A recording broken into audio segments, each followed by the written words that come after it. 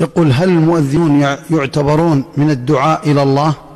أو من أول من يدخل في قوله تعالى: ومن أحسن قولا ممن دعا إلى الله وعمل صالحا.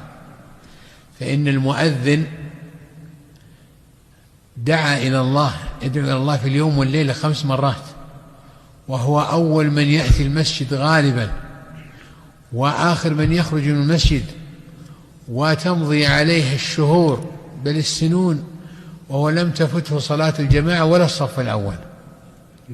فإذا كان حسن الاعتقاد وعلى هدي السلف الصالح فهو من أول من يدخل في هذا ولو كان عاميا.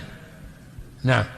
يقول: لأن عامة المسلمين، خذوا عني هذا، عامة المسلمين كلهم تبع للسلف الصالح فيما علموا وظنوا، ولا يخالف منهج السلف الصالح إلا إنسان جاهل أو مغرر به، فهم محسوبون على أهل السنة والجماعة، على أتباع السلف الصالح، ما هم على أتباع الطوائف المنحرفة والفرق الضالة ودعاة البدع والفتن.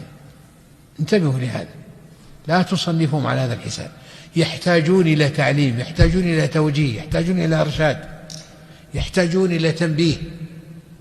لو علموا الحق لعملوا به، فطرهم سليمة ونياتهم صادقة في الجملة، ولا تجد متعنت إما بالعصبية والجهل، وإلا لمصلحة دنيوية، وإلا لأنه مغفل ومغرر به.